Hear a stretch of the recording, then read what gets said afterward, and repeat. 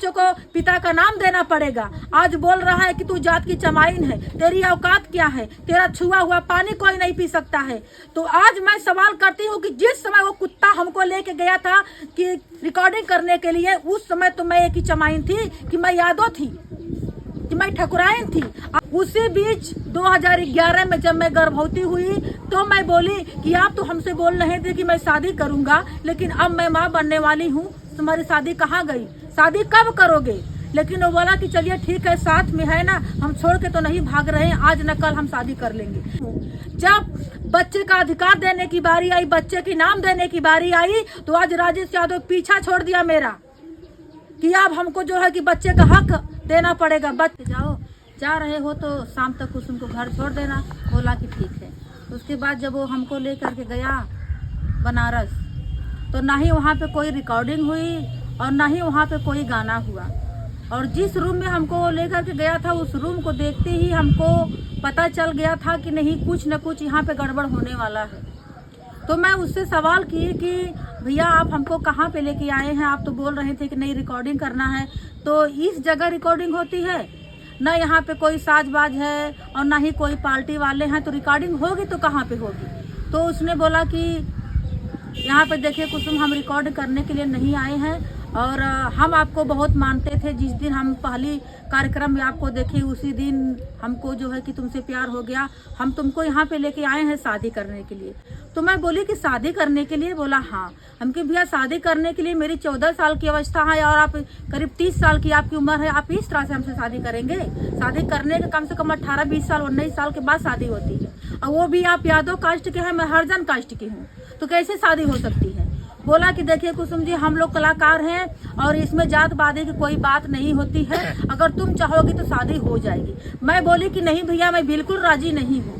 जिस शादी में हमारे माँ बाप नहीं है, हमारा परिवार नहीं है, मैं उस शादी को क्यों शादी मानूं? अगर आप शादी करना चाहते हैं तो अपना भी परिवार बुलाइए, हमारा भी परिवार बुलवाइए, चल के शादी कर लीजिए। लेकिन वो नहीं माना, जबरदस्ती मेरे साथ करने लगा। और जिस जगह वो जिस रूम में रखा था, जिसे लग रहा था कि पूरा खंडहर है, उसी दिन से राजेश यादव ने मेरा शोषण करना शुरू कर दिया। 2009 से लेकर के 2011 तक मैं जिस जगह वो हमको रखा था कि मैं इतना मजबूर हो चुकी थी वहाँ पे कि मुझे कोई चीज़ की जानकारी नहीं थी, क्योंकि पहली बात तो उतना हम पढ़े लिखे नहीं थे कि लोगों से संपर्क करें, और ना ही मेरे पास मोबाइल थी कि मैं किसी लोग से संपर्क करूं। और मैं वहाँ पे जाकर के इतना मजबूर हो गई थी, इतना बेबस हो चुकी थी कि मुझे समझ में नहीं आ रहा था कि मैं यहाँ से निकलूं तो कैसे निकलूं, और यहाँ से निकल के जाऊं तो कहाँ जाऊं। क्योंकि बनारस में पहली बार देखी थी कि मैं वहाँ से किस गली में जाऊं, कहाँ जाऊं, मुझे कोई चीज़ की जानकारी नहीं हुई थी। लेकिन राजेश यादव ने अपना शिकार हमको बना करके हमारे साथ इतना दिन तक मेरा शोषण करता रहा। आज उसी बीच 2011 में जब मैं गर्भवती हुई तो मैं बोली कि आप तो हमसे बोल रहे थे कि मैं शादी करूंगा, लेकिन अब मैं माँ बनने वाली हूँ, तुम्हारी शादी कहाँ गई, शादी कब करोगे? लेकिन वो बोला कि चलिए ठीक है, साथ में है ना, हम छोड़ के तो नहीं भाग रहे हैं, आज न कल हम शादी कर लेंगे। लेकिन वो शादी नहीं किया। बोला कि तुम माँ बनने वाली हो तो बच्चा गिरवा दो, अबार्सन करवा दो। लेकिन मैं बोली कि मैं बिल्कुल नहीं बच्चा गिरवाऊंगी, मैं बच्चों को जन्म दूंगी। उसी बीच मैं किस हाल में मैंने वहां से भाग पड़ा करके अपने घर आई, अपनी व्यथा सारी अपने माँ बाप से भी बताई, सारी सच्चाई। लेकिन मेरे माँ बाप ने चंदवा थाने पे गए, उसके नाम पे कंप्लेन भी कराए, सब कुछ कराए, लेकिन आज तक कोई भी सुनवाई नहीं हुई। आज मेरा 13 साल का बच्चा है, मैं आज दर की ठोकर खा रही हूँ।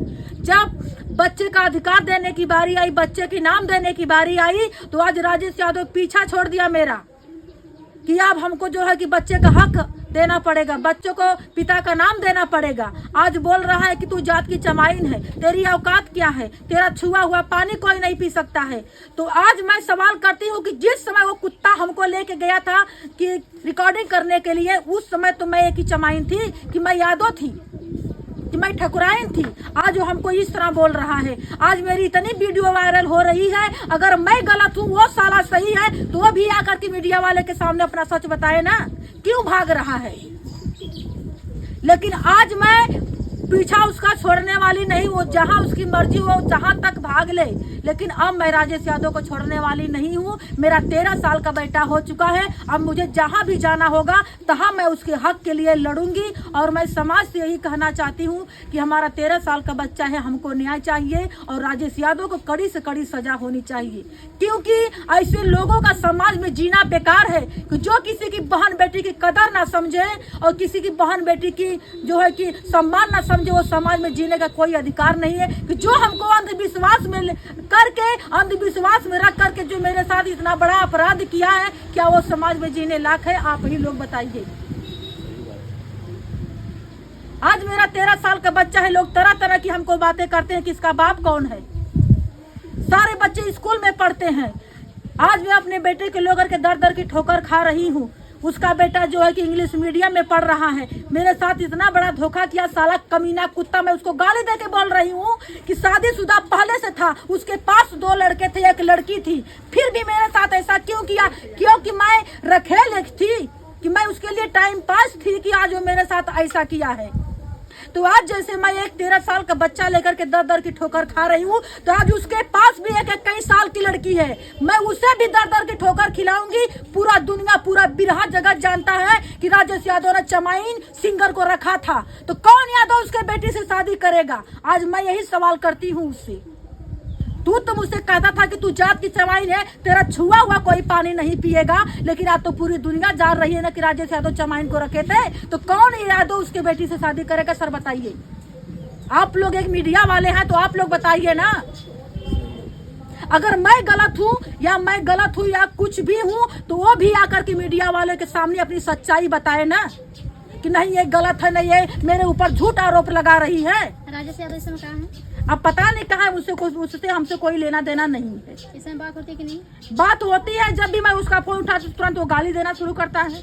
आज भी गाली देता है कि तू, तेरी औकात क्या है? तू जहाँ जाना चाहती है तहाँ जा करके तुझे जो भी करना है कर ले, तू कुछ भी नहीं कर पाएगी। आपने कंप्लेन किया कि नहीं? जी बिल्कुल, मेरी कंप्लेन की। मेरे कोर्ट में भी जो है कि चल रहा है, उसके ऊपर मुकदमा चल रही है। मुकदमा कब से की है? 2022 से मुकदमा चल रही है। सुनवाई हुई कि नहीं? नहीं, बिल्कुल सुनवाई हुई है। हर जगह से मैं मुख्यमंत्री के पास भी गई थी, वहाँ से भी मेरी सुनवाई हुई। डीएम के पास से भी आदेश आ गया, किराका सीओ से भी वो भी आदेश कर दिए। लेकिन चंदवक थाने में अभी तक क्या आदेश आया है? आदेश आया है कि वो साला गलत किया है तो जल्द से जल्द वो गिरफ्तार होगा और जो है कि उसको कड़ी से कड़ी सजा होगी। और एक तुम्हारा जो 13 साल का बच्चा है उसको न्याय जरूर मिलेगा, एक पिता का अधिकार जरूर मिलेगा। आप क्या चाहती हैं? मैं यही चाहती हूँ कि मेरा 13 साल का बच्चा है, जो उसका अधिकार है, जो उसका हक बनता है, वो मुझे हक चाहिए, एक पिता का नाम चाहिए और हमें कुछ नहीं चाहिए। अभी आपकी शादी हुई कि नहीं की है कि नहीं? नहीं, बिल्कुल मैं शादी कहाँ करूंगी। आज तो मैं खुद ही शादी की, जो कि झांसे में फंसा करके आज मेरी जिंदगी ये हाल कर दिया है। तो इस जमाने में मैं कौन मुझसे शादी करेगा? आप बताइए। आपका यही कहना है कि मतलब एक पिता का मतलब जो साया मिले और आपको एक पत्नी का हक मिले? नहीं, हमको पत्नी का हक को क्या देगा? क्योंकि अब मैं उसके साथ नहीं रहना चाहती हूँ और ना ही मैं उससे, अगर वो भी कहेगा कि नहीं मैं शादी करके अपने घर रखूंगा, तो भी मैं उसके साथ नहीं जाऊंगी। क्यों? कि जब वो हमको बार बार फोन पे धमकियां दे रहा है कि मैं तुमको जान से मार लूंगा, तेरे बेटे को अगवा कर लूंगा, तो वो अपने घर भी ले जाकर हमको मार सकता है। जब एक बेटे को उसके घर भेज रहे हैं, उसका हक मांग रहे हैं, तो उसको भी मार सकते हैं अपने घर? के उसको कहाँ औकात है को मार सकता है? कैसे मारेगा? मार के दिखाए ना। मैं तो अकेले अपने माँ बाप के पास रहती हूँ, आकर के यहाँ पे मार के दिखाए। तब तो पहले बहुत फड़फड़ा रहा था, तो अब आकर के सामना करे ना मुझसे। मैं तो बार बार मीडिया वालों के सामने यही कह रही हूँ कि अगर तू सही है तो आकर के अपनी सच बता ना। मैं गलत हूँ तो अपनी सच्चाई तू आकर के बता। क्यों भाग रहा है तू?